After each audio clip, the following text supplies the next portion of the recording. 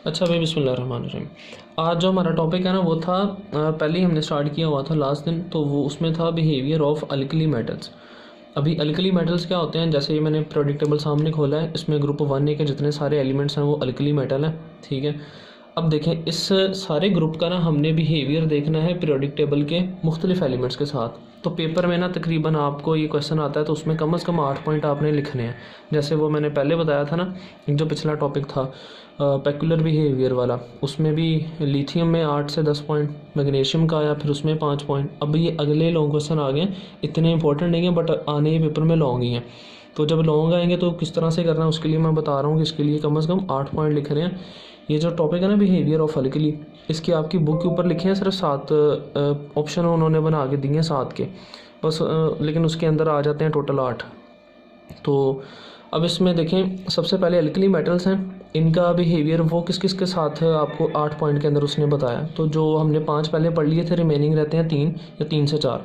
तो अभी वो आपको बताएगा इस ग्रुप के साथ, इसमें आता है कार्बन, ठीक है, इसके साथ, फिर नाइट्रोजन वाले के साथ इसका बिहेवियर बताएगा अल्कली का, फिर इसके साथ ऑक्सीजन वाले के साथ बताएगा, और फिर हैलोजन वाले के साथ बताएगा। ये मैं अभी ओवरव्यू आपको दे रहा हूँ। उसमें मेन एग्जांपल उसने उठाई है कार्बन की, इसके साथ बिहेवियर डिस्कस किया है, नाइट्रोजन की उठाई है, यहाँ से सल्फ़र की उठाई है, और यहाँ से क्लोरीन की उठाई है, और पूरे हैलोजन को भी डिस्कस किया है ओवरऑल। तो ये हमारा टॉपिक होगा जिसके बारे में ये पहली वीडियो है मेरी।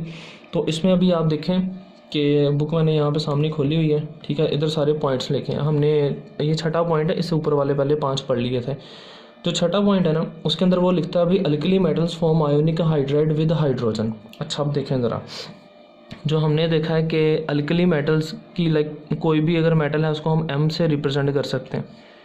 तो ये सपोज करें कोई मेटल है और ये हाइड्रोजन है, तो ये जब आपस में रिएक्ट करते हैं तो किस तरह से करते हैं कि आपस में हाइड्राइड बनाते हैं, मेटल का हाइड्राइड।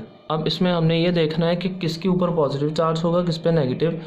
हमने पढ़ा है पॉजिटिव नेगेटिव उस पे चार्ज होता है जो कंपाउंड आयोनिक होते हैं। तो इसका मतलब जब मेटल हाइड्रोजन के साथ रिएक्ट करते हैं या अल्कली मेटल ग्रुप 1A वाले, तो आयोनिक कंपाउंड बनता है। ये तो बात फिक्स हो गई। अब इसमें कौन इलेक्ट्रॉन देता है कौन लेता है, तो जो मेटल होते हैं ना वो हमने पढ़ा है ज़्यादा इलेक्ट्रो पॉजिटिव हैं, इलेक्ट्रॉन रिलीज़ करने वाले, इस वजह से इन पर आता है पॉजिटिव। हाइड्रोजन अपना इलेक्ट्रॉन देता नहीं है बल्कि मेटल का एक्सेप्ट कर लेता है अपनी तरफ, इसलिए हाइड्रोजन पे आ जाता है नेगेटिव चार्ज। तो हाइड्रोजन एज ए एनाइन और मेटल कोई भी होगा तो वो एज ए केटाइन बिहेव करेगा, ठीक है। तो इस तरह से इनका एक मेटल हाइड्राइड बन जाता है। बुक के ऊपर भी उसने एग्जांपल लिखी है कि 2 मेटल एटम हाइड्रोजन से मिलते हैं तो मेटल हाइड्राइड बन जाता है। अब देखें इसमें जो एक पॉइंट है ना बुक के ऊपर लिखा, उसने वो लिखा है कि जो इसका रिएक्टिविटी है वो ग्रुप में डाउनवर्ड इंक्रीज़ करती है। ये हमने पहले भी पॉइंट पढ़ा था कि जो रिएक्टिविटी है इनकी ग्रुप में डाउनवर्ड बिल्कुल इंक्रीज़ करती है।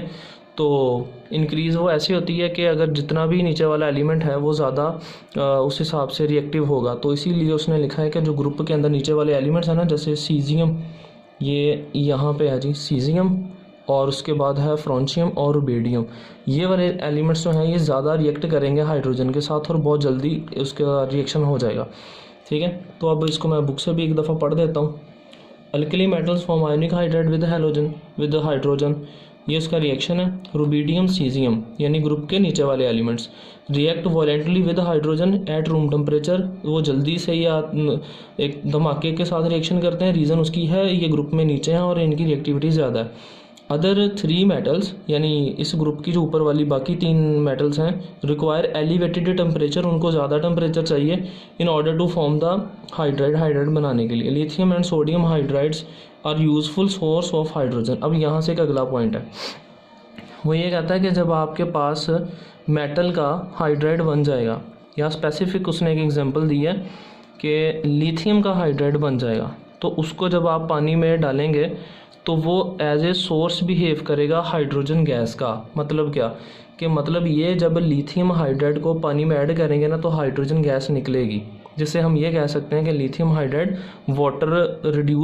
हाइड्रोजन गैस रिड्यूस करने का एक सोर्स है, ठीक है। तो ये मैंने इसको लिखा है लिथियम हाइड्राइड, ये यहाँ से वाटर से हाइड्रोक्सल लेगा तो लिथियम हाइड्रोक्सल बन गया जो कि बेस है, और H2 ये गैस रिलीज़ होगी। आप ऐसे समझ लें ये जो H2 था ये रिलीज़ हो गया इसका O और इसका H ये मिलके लिथियम हाइड्रोक्साइड बन गया। ठीक है भाई, तो ये उसने लिखा है कि इस पूरे ग्रुप के जितने भी हाइड्राइड हैं उनमें सारे ऐसा नहीं करेंगे, सिर्फ लिथियम हाइड्राइड ऐसा है जो अगर पानी के साथ रिएक्ट करे तो हाइड्रोजन गैस रिलीज़ करता है। ये उसने इसका रिएक्शन भी लिखा है। ये लिथियम हाइड्राइड पानी में डाला, हाइड्रोजन गैस रिलीज़ हुई और लिथियम हाइड्रोक्साइड बन गया। अच्छा जी, अब देखें ये जो मैंने एग्जांपल लिखी है इसमें मैंने पहले ही बताया था हाइड्रोजन एज ए नेगेटिव के तौर पे बिहेव कर रहा है। तो इसका मतलब क्या कि ये एनाइन है, और एनाइन क्या होता है कि अगर इसके पास कोई इलेक्ट्रोफाइल आए, इलेक्ट्रोफाइल हमने पढ़ा वो स्पीशीज जिसके ऊपर पॉजिटिव चार्ज है, इलेक्ट्रॉन लविंग, तो ये हाइड्रोजन उसको इलेक्ट्रॉन देगा। जिसको कोई चीज़ इलेक्ट्रॉन देती है ना, इलेक्ट्रॉन जिसने एक्सेप्ट किया वो एज ए रिड्यूस हो जाएगा, उसकी रिडक्शन हो जाएगी, और जिसने इलेक्ट्रॉन दिया, हाइड्रोजन ने दिया, तो हाइड्रोजन पे पॉजिटिव आएगा, हाइड्रोजन की ऑक्सीडेशन हो जाएगी। इसलिए वो बुक के अंदर लिख रहा है कि hydrogen as a reducing agent काम भी करता है, क्योंकि इसके ऊपर इस टाइम पे नेगेटिव चार्ज है, ये किसी को इलेक्ट्रॉन दे सकता है, इलेक्ट्रॉन देने की वजह से एज ए रिड्यूसिंग एजेंट है, दूसरे की रिडक्शन कर रहा है।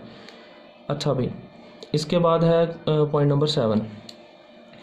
उसके अंदर वो लिखता है कि lithium is the only group of one element. हाँ देखो भाई, इसमें अब वो बिहेवियर आपको पढ़ाएगा नाइट्रोजन के साथ और कार्बन के साथ पूरे अल्कली मेटल का। उसमें वो सिंपल सबसे पहले एग्जांपल लेता है लिथियम की। कहता है लिथियम वाहद एक ऐसा एलिमेंट है जो अगर नाइट्रोजन के साथ रिएक्ट करे तो इसका भी स्टेबल कंपाउंड बनता है, और लिथियम अगर कार्बन के साथ रिएक्ट करे तो इसका भी स्टेबल कंपाउंड बनता है। अब मैंने यहाँ पे लिए हैं नाइट्रोजन 2।